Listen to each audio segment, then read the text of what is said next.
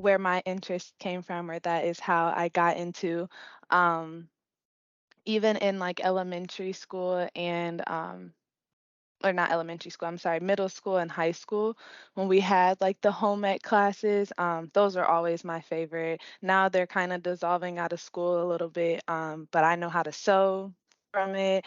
I know how to do a little bit of cooking, my laundry. So I think it's benefited me in ways prior to even being hired on as a family and consumer science agent. So um, we don't really understand how much like family and consumer science is needed just because it is like those basic necessities of what we live. So I like that I'm able to share that knowledge with other people and help with those day-to-day activities and kind of make them a little bit more easier convenient. So Yeah, thank you, Jewel. And for those of you that don't know, Jewel and I work in the same region of Ohio. We serve Northwest Ohio, and so I've happened had the privilege of being in somewhere and bumping into you, and you're doing a training, mhm. and you just see the smiles on people's faces, and you know that they're having an excellent time and learning great stuff. So, hats off to you for all that you do. Really, Thank you, thank you. yeah. Donna? Well, hello, good afternoon. Glad to be here. I'm Donna Kirkendall, the Regional FNF Program Educator. FNF is the acronym for Expanded Food Nutrition Education Program. So, that's really a mouthful. I've been with Central State 5 years now. I'm actually a native of Illinois, Chicago Heights, and I came here. My husband's job relocated us here. So I took several years off to kind of raise the kids. I've got two teenagers now.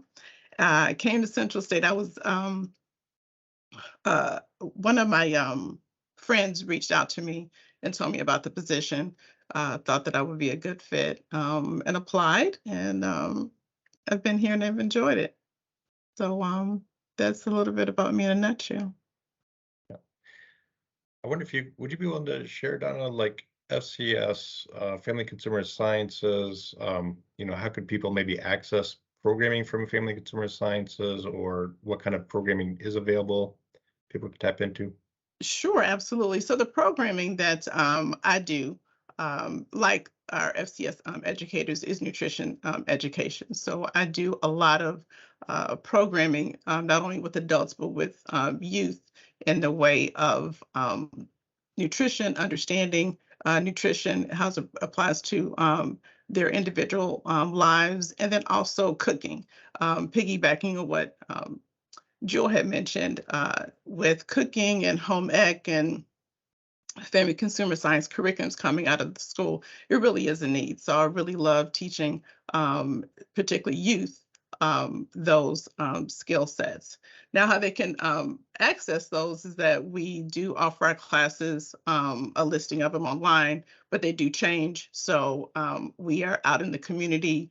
We engage in partnerships with a lot of different entities. I work with the Ys, I work with the YMCA's, that is, with schools and with community agencies. So we really get out there and kind of pride ourselves on making those connections, being in the community so that we're really visible. Yeah, thank you, Donna. And, so impactful, and just the way that you and the team do that, exactly that, moving into the community, sharing the resources, really impactful. Thank you. James. Yes, good afternoon, and thank you. It's good to see everybody here. So yeah, James Keys. I'm an FCS educator, and I cover the Southern Ohio region. So Butler County, and then down, then across the Ohio River is the counties that I serve. I've been with Central State Extension for about 2 years, just short of 2 years, coming up in March. And really, this came to me. It's a funny story. So I was in corporate America for about 20 years. And then the last five, I was in food service consulting. And through a relationship, a friend sent me the job posting and said, "Hey, look, share this with your circle of friends. I'm sure you know somebody that this position would do really well in." And I looked at the job description and I was like, well, I know somebody very well. I could probably submit my resume and then see what happens, because I was just in the midst of um, being without a job because of COVID, and the food service consulting industry, as food service kind of shut down during COVID. So I was looking, and then that position came across my plate, and I made application. And like Donna said, here I am. I'm here. But I'm excited to share, what we do. Today's topic about physical fitness is something that I've been involved in, pretty much all my life. Playing sports in college. I know Jewel played sports in college as well. We want to take care of our bodies, our minds, our souls. So just, how you fuel your body, how you protect your body is very important to me. So this position with FCS involved that, as well as just getting out into the community and helping people also look better, feel better, perform better, and see where they are. So thank you for having me. Yeah, great. Thank you, James, for the introduction, and just thanks for all the work you did coordinating and organizing to make this series happen. Really, really appreciate that so much. Also, a special mention, Dr. Gupta is also joining us today. Really appreciate all that you bring, Dr. Gupta. So thank you for being here with us. All right. So let's go ahead. I'll get us start us off with some questions. But again, and we noticed this in the chat. Thank you, Amber. We want this to serve you and where you're at, and what your needs are, what your questions are. So please feel free to drop questions as we go along. I'd like to throw out just a first question is this: what would the mindset of a healthier lifestyle look like? So talk to us about that mindset side.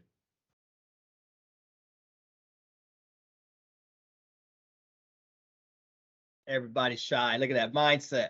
So when I think of mindset, from a mindset of, if you find yourself in a position that you're not comfortable or satisfied with, right? Your mindset has to be, I need to do something.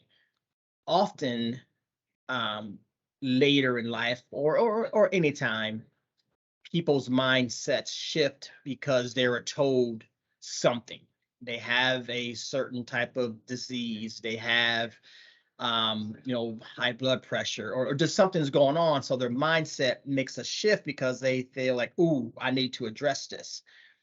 I think as an athlete, your mindset is always there, because to perform at your best, your mindset has to be on point, and you want to do the right things to protect your body, and to be in shape. And your mindset shifts because you see things on TV, and people that might be in great health, and you see things happen to them. So I think your mindset is constantly shifting, but based off of your current situation, it's going to be in a certain state.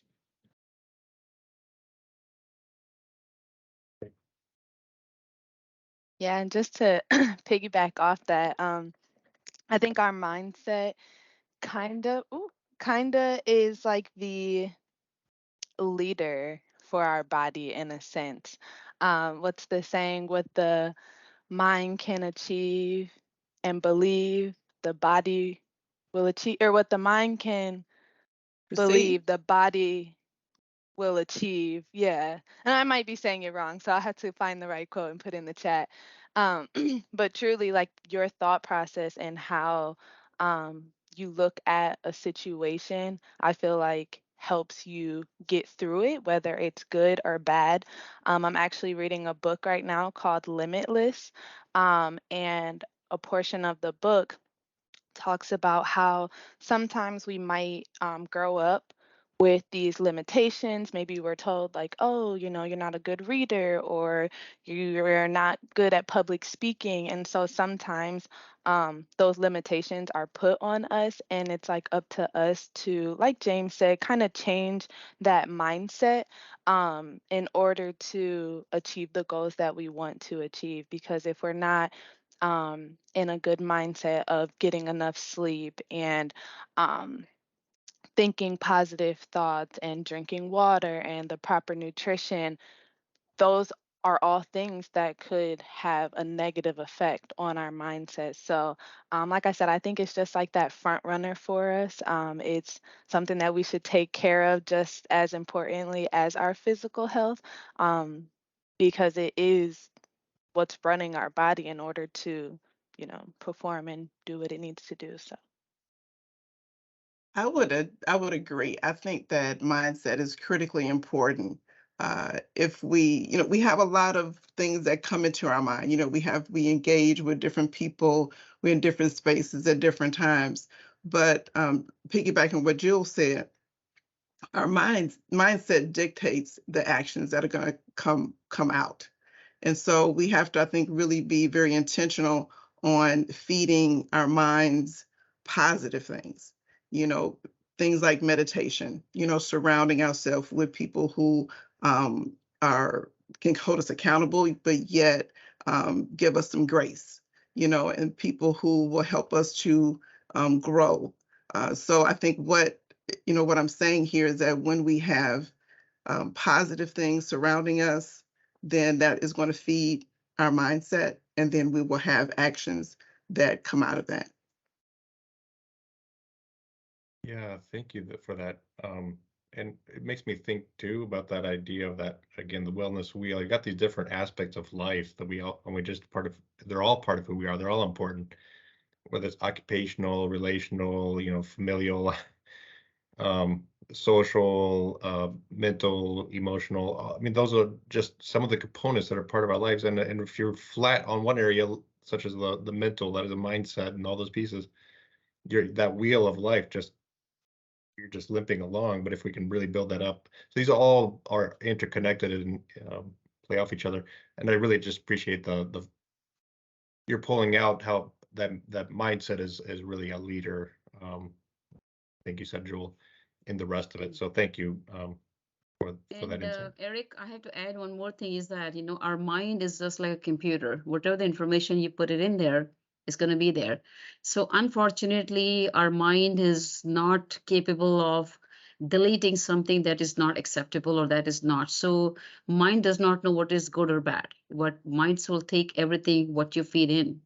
So it's basically so what happens if we clutter our mind with a lot of things that are going around, but so we have to choose what we need to put in our brain. So brain develops the tendency of uh, giving you back what you have already put it in there. So might as well, like Joel was mentioning about reading some books, right? Like that.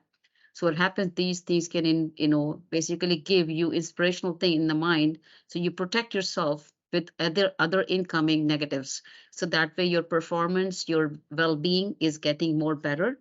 So it is just like in computer, you say all control, alt delete files, right?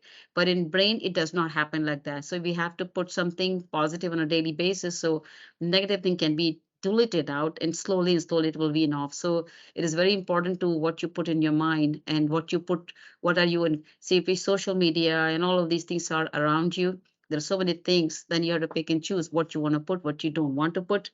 So this choice is yours. So that way we can protect our mental well-being and we are protected and our performance gets better because we are all engaged into what is the fruitful and also what is the influential things that helps our brain. And trust me, when a brain is functional, because brain is a central nervous system, it gives you a motor action. So body has more energy, body has more capability of performance. So mind is the key. That's all I have to add. Great. Thank you, Dr. Gupta. Well, so let's kind of assuming, and folks, if you go back into the series, you'll see we talked about mental health, and you might get even some practical ideas on that. So go back. I encourage you to go back and watch that.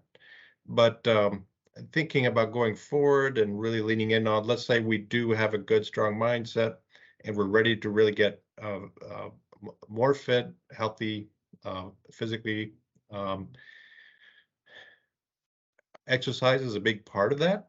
And so I wonder if you could share maybe some things around that. So what are some specific exercises that I might be able to do to get more physically fit?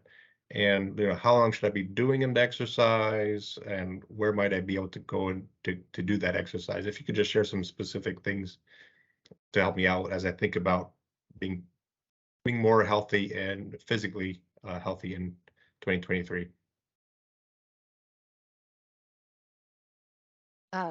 So I'll go ahead and answer this one. So there are a plethora of different type of exercises that you could do, but in the sense of starting off or how long you should do, it is dependent on the person. Um, as a college athlete, I stopped doing track, of course. There was like a year, COVID year, I was just not doing any physical activity or anything. Then I realized like I was being anxious and like I just needed to like burn off some energy. So I'm talking to my doctor and she's like, well, I mean, you're an athlete, like your body's used to burning off energy at a faster rate than normal. And so you need to keep burning that energy. You need to make sure you're exercising, at least 30 minutes a day or an hour. And so I say that to say, dependent on how you are, will be how your exercise journey will go, dependent on your goals. So a good rule of thumb is 30 minutes a day to receive just, optimal health, whether it's 10 minutes in the morning, 10 minutes in the evening, 10 minutes um, at dinner time. But in the sense of trying to lose weight, of course, monitoring what's going in the sense of your nutrition, but also burning off more or about an hour's worth, maybe an hour and a half, depending on what you're doing, in order to burn off more calories than you're taking in. So it depends on, your goal. It depends on what you're trying to achieve. For myself, I just need to move, whether that's walking, whether that's treadmill, whether that's jump roping, resistance bands. I just need to do something. And so, whether it's, you're starting at home or beginning your journey or getting back into it, um, I always suggest, resistance bands. There's a number of workouts that you could do with resistance bands that are similar to those equipment machines at the gym. So, like the curling machine, the leg curl, you can do those same type of exercises with resistance bands, having different tensions of the resistance bands. That is going to help to, of course, change the weight for you, but to also, like I said, give you a harder workout, or if you're just trying, to move, it just gives you a variety to play with. Something else that I always suggest is just like the exercise dice. I think I have one right here. So this one, it's like 10 sides, I believe, and you roll it. And for this one, it says 15 squats. This one is 30 walking lunges. This is a water break, so you definitely get your water break. But it just kind of takes away that aspect of trying to think on, what it is that you're doing. I feel like that's half the battle, in the sense of cooking. It's like half of the time is what we're going to make, how we're going to prepare it, and then we get to enjoy it. So something like this is just easy. So we don't have to think about it. We could just roll the dice, and we could still, like I said, get that 30 minutes or an hour in. And like I said, I always suggest just trying to break it up if you are just starting or getting back into it or re-kick starting. Do 10 minutes in the morning or 15 minutes in the morning, 15 minutes, before you take your lunch. Um, if you sit at your desk all day, try and stand, or, there are different desk stretches that you could kind of incorporate into like your normal routine so that it's not like, oh, I have to go to the gym or I have to drive 20 minutes or I have to find, a sitter. These are things you could do just in the comfort of your own space and in your own time as you're going throughout your day. So What Yeah, I like thanks, to Jill. add is for the person that's like the non-athlete, not having an athletic background. I think to physical fitness for me is about, making the time and having fun with it, so that it doesn't seem arduous. So for me, when I was, excuse me, when the kids were younger, we would do dance parties. We had got a Wii. And so when those times when we couldn't get outside, we were definitely inside, moving around, making it fun. But also being sure that it doesn't have to be, like Jill said, all at one time. You want to chop it up. You want to be sure to keep your body engaged, because we can, even though we may not be tied to a desk physically, what we do online, what we do on phone calls can keep us stationary. And I think it's just really important to just be mindful that taking some breaks, even if they're small breaks, are really, really important. James, you want to add? Yeah, yeah, well said. One thing that I want to go back to, Jules said something very, very important. That she said she spoke to her doctor, right?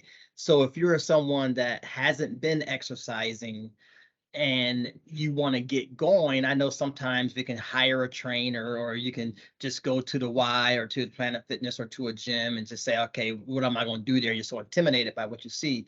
But going to your doctor just to let him know what you want to do, what your goals are. And the second thing is that setting that goal. Now, what is it today? Is it just to show up? Is it to walk one lap around the track? What is a goal? And then kind of keep track of that goal. One thing that I tell people is that, you got to find the time, going back to mindset, right? Hey, now my mindset says, I want to work out. I want to lose weight. I want to get a little bit healthier. I want to do something. And whatever that goal is, that goal may be pounds, that goal may be, I call it for the ladies, it may be a pretty black dress, it may be getting into, swimsuit or something like that. But there's got to be a goal. It's not always the weight or the scale, right? It's something else. Lastly, Eric, you mentioned, say, what should you do? And I know Jewel and Donna said a lot of things. But just going for the walk, right, through your neighborhood. It doesn't have to be fast today, but it may get faster. Skating, doing yoga, swimming. I don't like the water. I mean, I can barely swim, so the pool's not for me, but it may be for other people. They may enjoy the pool. Sometimes I tell people, I say, you're watching a TV show, right? And you didn't exercise all day, but now you're watching a TV show. There's going to be a commercial. That's a minute. You got a minute to do stand up and sit down, stand up and sit down, stand up and sit down. Get the cans out of the pantry. Jules showed us one. You put a broomstick and you put cans in the bags and like you do curls with it. I was like, wow, that's so cool. But there's so many things you can do from an exercise standpoint. It's just a matter of just showing up, right? Showing up and then start to do something.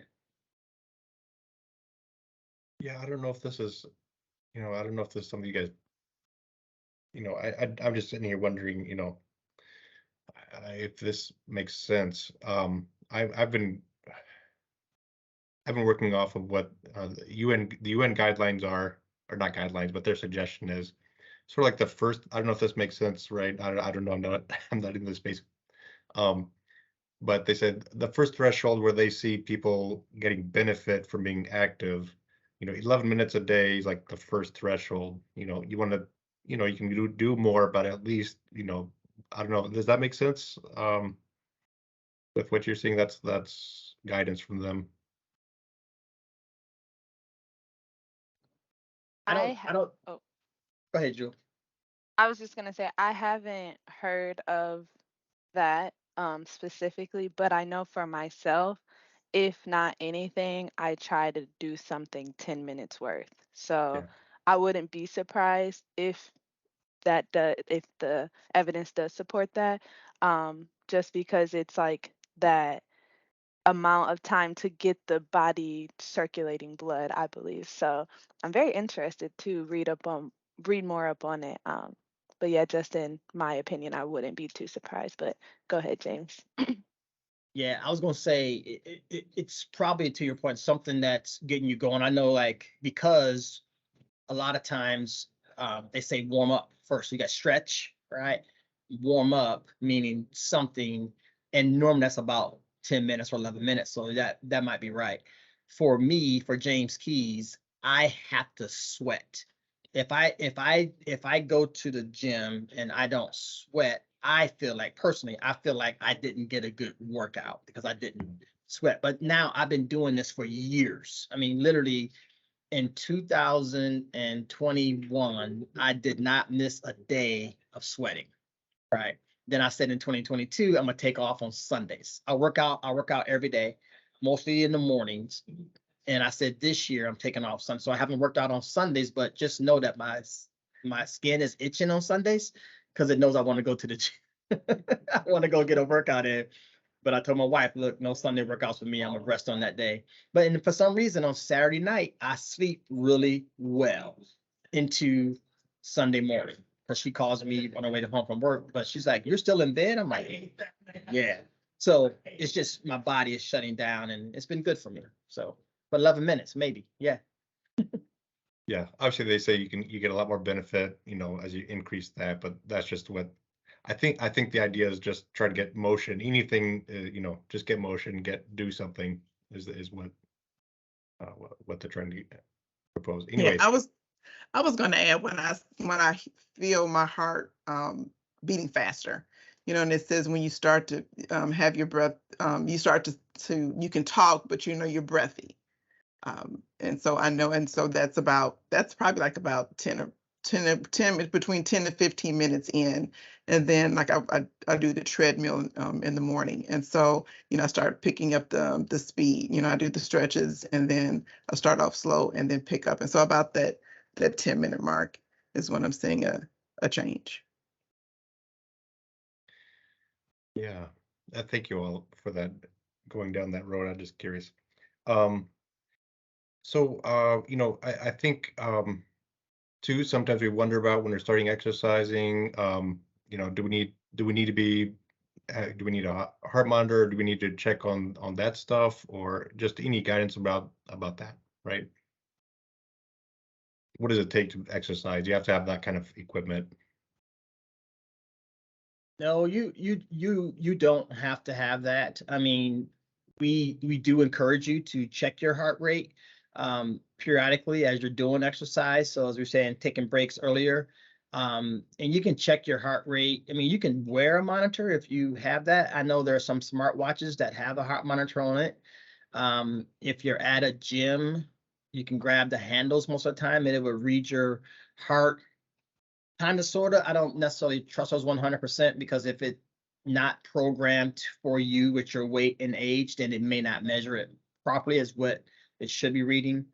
But I know, from a heart rate standpoint, there's different levels as far as where you need to be to burn fat. What your maximum heart rate is, so you don't want to work too hard. You don't want your heart rate to be way off the chart. But that's 220 minus your age. So 220 minus your age will tell you what your maximum heart rate would be. And then, there's like I think a 75 to 85% threshold that you're in that fat burning area. So if you're there, keep it there. But if you're way below, like if your resting heart rate is really low, you want to increase your heart rate. So like Donna was saying, she increases it and probably the incline as well, or you run a little bit harder, but you want to increase your heart rate so that you can then get into that zone again, based off of your goal, so that then you can really go towards your goal. I mean, most time we're working out. Some people say, hey, I'm already in shape. I just want to maintain. So then you're maintaining your weight with exercise and nutrition. But I'll just point out, so one way you can check your heart rate is you can put your two fingers underneath your chin, and you can kind of almost feel like a heartbeat there. You could do that for 30 seconds and then double the number, or do it for 60 seconds, and that'll tell you what your heart rate is. That's beats per minute. Or you can also underneath your thumb. I don't do very good at that one, where you can take your fingers, and there's a certain spot underneath your thumb and your wrist area that you can feel your heart rate. But yeah, do you need like a external one?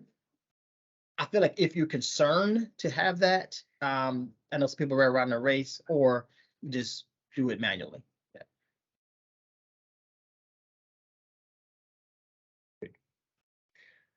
Well, I wonder if we could I don't know if you could share a little bit about what's some of the benefits that you're seeing from this, even benefits from losing, for example, a pound a day, or just generally, what are benefits that come out of exercise and being active? I think the chief, I'm sorry, do you want to go ahead? I think one of the chief benefits is that, when you go to the doctor and they're doing those tests, that blood pressure, that blood glucose level, and that cholesterol level, for me, those are the driving reasons why I try to be sure to maintain, being active and being physically fit.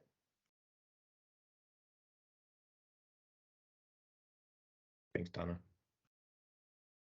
Yeah, and I was just gonna say, in the sense of us talking about mental health or the mental side of things, there's just such a strong relationship between our physical health and our mental health, as well as our nutritional health, as it relates to our mental health as well.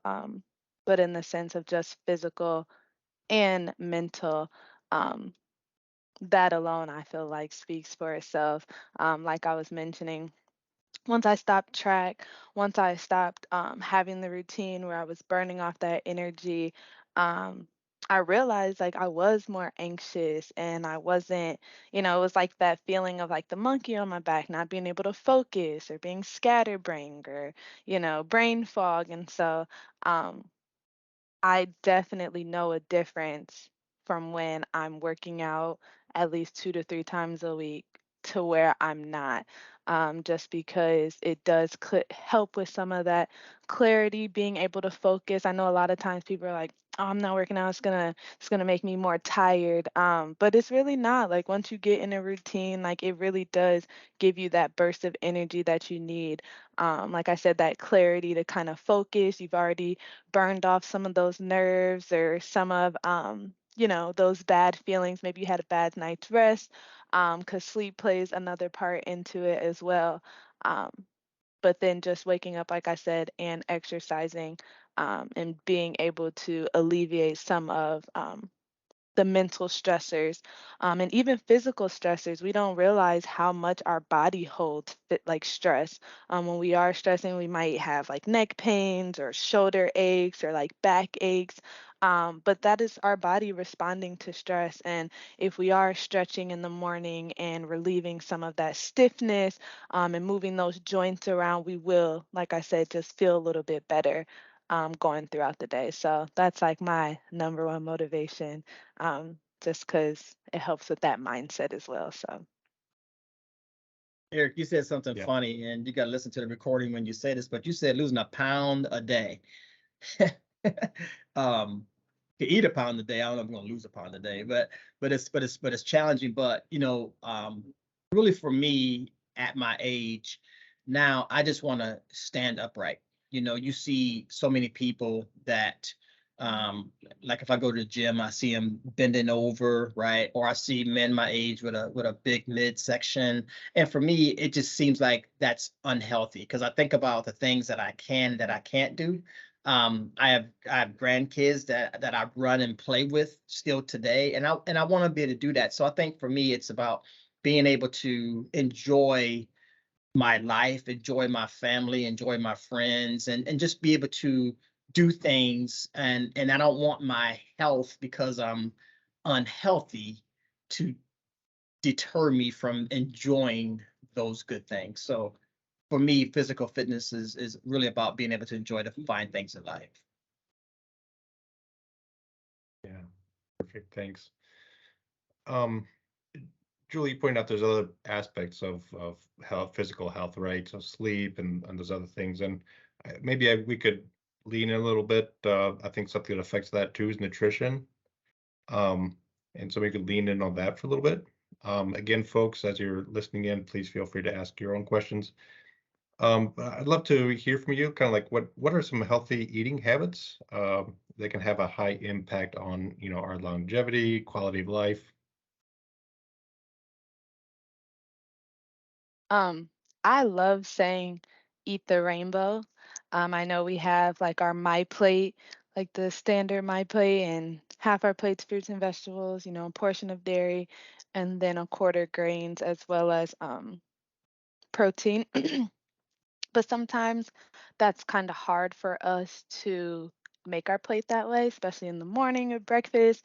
We say half our plates fruits and vegetables, but are we eating vegetables for breakfast, you know? So just thinking of the aspect in a different way of, like I said, eating the rainbow, looking at your plate and making sure that it's colorful because different colors provide different minerals to the body. So red, you have like our vitamin A and our heart health, as well as like blood circulation. You have orange and yellow, which, as we know, that's like good for like our vision and teeth. They say eat your carrots for your vision, as well as like our immune system. Green, they have a number of nutritional benefits, whether they're folic acid, whether it's your immune system, whether it's like detoxing your body because of the fiber. Greens really encompass a number of things. They call them superfoods. Purple and blue, those are going to help with our brain and our memory function. And then those white or like white potatoes or white vegetables, those are going to be more of those like I said, helping with the immunity and the circulatory system. So getting our blood flowing through our body, making sure blood and oxygen is getting to the brain. So yeah, that's one that I just like to tell everyone, you know, just try to eat the rainbow. Try to make your plate colorful. Try different things every so often. I've read your taste buds change every 7 years. So I think I'm in like my stage of my taste buds changing because I've been trying like all type of new things. So that's just something, just a different way that you could play with those eating the rainbows and maybe creating like a new meal or new fruit or vegetable for yourself. So I love that. I love that. You know, for me, it's all about exercising some creativity, you know, with your meals. You know, doing something a little bit, you know, different. Of course, keeping your fruits and vegetables heavy. You know, it's said that Americans eat more animal protein than they really, you know, should. And I know traditionally growing up, you know, we ate a lot of fruits and vegetables, but definitely the protein. Are we going to have chicken? Are we going to have beef? Are we going to have fish? Was always, you know, talked about. You know, but now legumes and pulses are becoming really, really popular. And so to that point, I always encourage people to kind of be creative with their dish and use legumes such as chickpeas or lentils, other types of beans, you know, in their dish as a really good protein source because those are packed with fiber, and that's absolutely important and really goes to speak to heart health as well, along with the fruits and vegetables. Wow, James, you want it's nice. Yeah. Um, no, yeah, for me, I would agree with what the ladies have shared. And I just encourage people to, I want to say, take their time because we're such in a fast pace in our world today. So we make a lot of bad decisions, even if we say, hey, I'm going to go get a smoothie at this place. Well, if you don't make it yourself, you have never know how much sugar or how much things are in there. So I would say if we plan accordingly, try to plan out, right? We do these weekly planners sometimes that you can kind of plan out your meals for the day. And then cook at home, meal prep, those kind of things. I try to tend to do a lot of that as much as I can. Like even today I'm here, I brought a meal replacement shake, I brought a bar, right? And I brought an apple, right? Just because I don't know where I'm going to be. Um, so I can stay on it. If I don't have that, I know I'm going to probably choose unhealthy, right? So I try to prepare myself. So be prepared, take my time, plan ahead. What's that quote? You failed to plan, plan to fail. So I want to kind of stay on the right track. Yeah. Kind of on that, I mean, you know, James, I don't know if part of having those various things is, I mean, do you focus on 3 meals a day, or what do you guys recommend as far as like, you know, how much eating, when do you eat, and does that impact things, and how much portions? Well, I'll start here. I'll let the ladies that are really nutritious finish this up. But y- you know, me, I do a little health and wellness coaching, so I really tell, I call it my clients, my prospects, to do 5 to 6 small meals a day. Um, and if you look at your caloric count, it's like 2,000 calories is kind of what the daily average is, right? So if you look at 5 over that, it's, you know, it's 400 calories per meal at 5. And I know some of them are smaller, some of them are bigger, but when you eat your portion size, portion control, Donna probably get into that, portion control, the right portions and the serving sizes, you can stay within that. I think as Americans, we just tend to overeat and eat more than what the portion size is. Therefore, we're going over that 2,000 calories in a day. So that's kind of where I will start. I'll let the ladies kind of jump back on that. Piggyback on what James is saying, portion size is really, really critical. You know, in all transparency, you know, growing up and then even into my adult years, you know, I wasn't thinking about portion control. And I think it's, you know, and that goes to speak, you know, what we said earlier in the conversation, that that dialogue is really missing from schools and missing from kids. And, you know, we are a society that just kind of, you know, eats how maybe how we feel or what we see or really what we're given. And so portion size is absolutely really, really important. Breakfast is important, particularly if you have really had a good night's sleep, you know, because your body is at rest, your body is regenerating. So you need to kind of break that fast. And then also always encourage people to be sure that they're not eating late at night. You know, I think a lot of us can, you know, get comfortable at home and then, you know, go out to eat or watching a movie and, you know, whether it's popcorn or whether it's a meal or snack, we're really eating late into the night. But if we're going to bed within 2 or 3 hours, that's not really good because our body doesn't have an opportunity to burn those calories off. And so it's really ideal to be sure, as James, you know, spoke, look at your window of time that you're eating, you know, look at your calories, but then also eat, you know, probably no less than like 3 hours before you go to bed. Jill, did you want to add in? You guys covered it most honestly. I was just gonna piggyback off what you guys said in the sense of portion sizes. Oftentimes we don't realize like our plate size, and so we might have our Thanksgiving plate, and we're going and we're getting it ready and we're like piling it on, but the plate is like what? 12 inches, maybe, 13. Um, and so just looking at the plates that we have and having the standard 10-inch plate or 10.5-inch plate, um, will help you with those portion sizes and will help you with what you're putting on your plate, because if you're filling up a smaller plate, you're going to think you have more food. Whereas if you're filling up a bigger plate, you actually are filling up more food or larger portion sizes. So just watching our plate size. And then also, like Donna said, making sure, the meals that we are eating, whether, it's breakfast, watch how we are packing them, whether it is with protein or carbs. Because in the morning, we want to pack it with that protein so that we maybe are getting hungrier later in the day, or at night packing it with that protein so that we're not getting hungry late at night and causing us to eat more, just because the body, it takes longer to break down proteins versus those carbs, whether they might be fruits or pastas, um, just of course because proteins are harder to digest. So just being mindful of how you are making your meals, or what aspects to have more protein or to stay fuller longer, so that we maybe aren't overeating. So And what I was going to Great. add is listen to your body and listen to those cues. A lot of times, you know, we will eat kind of mindlessly when we're engaged in something and we're not really being attentive to the cues that our body is giving us.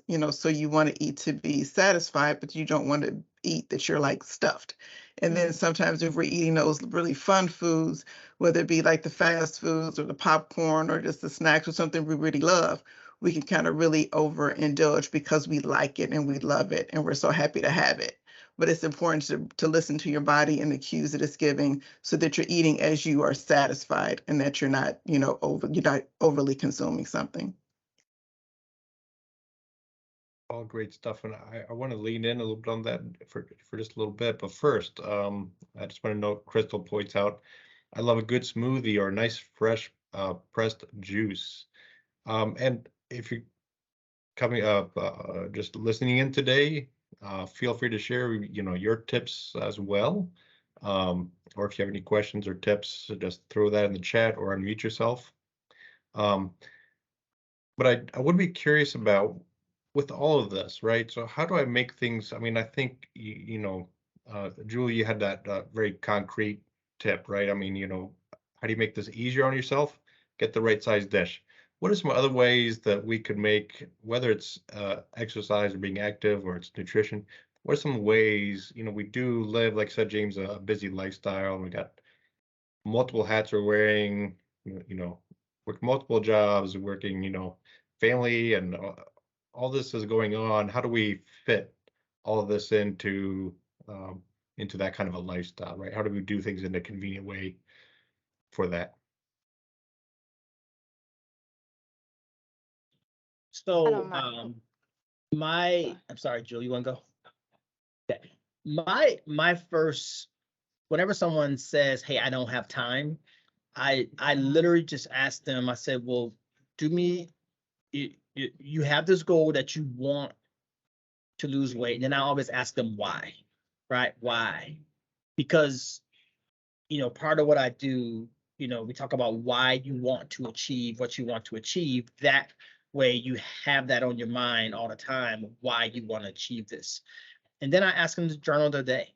Just take a day and just journal your day from the time you wake up to the time you go to bed and tell me how long you sleep, right? And if you're sleeping for 10 hours a day, I'm going to say, well, you could probably cut into your sleep.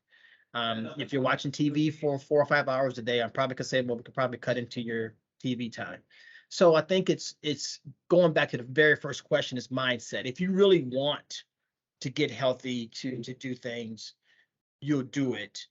But I think you have to write it down and you have to find space to do what you want to do. You got to find time to cook healthy, to prepare meals. You got to find time to exercise. If there's a certain movie you want to go watch at a movie theater or on Netflix, guess what you're going to do?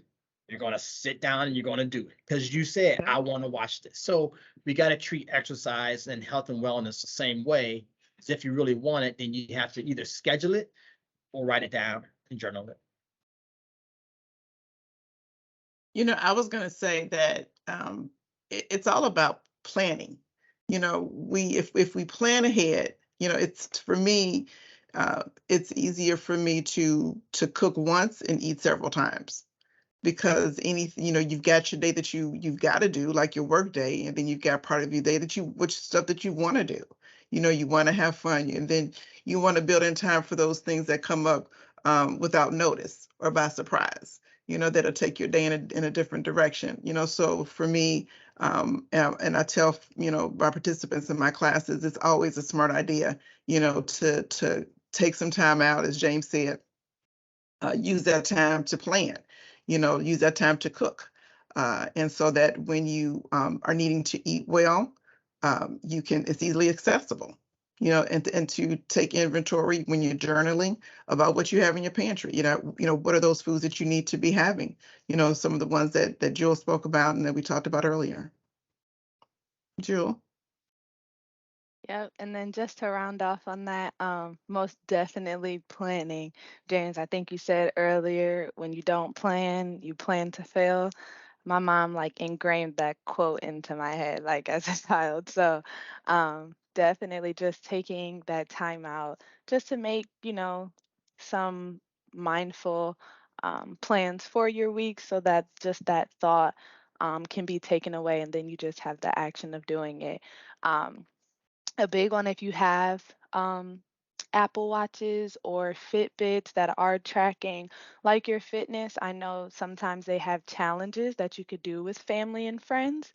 Sometimes I do that just so that we can hold each other accountable. I feel like my biggest thing trying to get to the gym every day or trying to work out every day is me giving myself too much grace. Like, oh, I'll get to it. So those challenges kind of help us hold ourselves accountable. And then also, um, YouTube, that's a big one. I mean, there are a plethora of YouTube channels. I have a couple that I'll toss into the chat. But like there's one, it's called Chair One Fitness. You literally are just sitting in your chair and like there's a couple of dances and different moves. There's just different instructors. You're doing yoga, whether you're doing meditation, whether you're looking to do like a resistance band. Exercise or even a no equipment exercise they have or workout they have a number of options on YouTube, and then along with YouTube just the other apps that are out there, and if you don't mind I'll share my screen just really quickly, um, just because like I said I think my biggest thing is holding myself accountable or getting to the gym. And like I said, half of that battle is what do I do when I get there? How do I exercise or how do I sweat, like James said? And so the first one that I'll show, and I think Donna sometimes uses this as well, but the My Plate app, you can just simply search it, whether you have Google Play or the App Store, and you can kind of look at the different food groups. And there is a video here. I'm more than welcome to play it if you guys want me to. But it kind of just describes the app and how you can pick your goals and see your progress. You can earn different badges. I know on the Apple Watch, we can get different awards. And so sometimes, they're kind of like stickers, like challenge or monitoring our inner child. So that's always fun. And then the other one that I have used before is my Fitness Pal. So you're able to insert, what you want your goal to be, maybe. Um, Whether that is, to eat less fats or to eat more protein. You can lock in or track what you ate for breakfast, for lunch, for dinner. And then it also has that exercise portion where you can track your different habits that you're doing throughout the day, and just kind of be that reminder for yourself. And so the last one that I'll show is Fit On.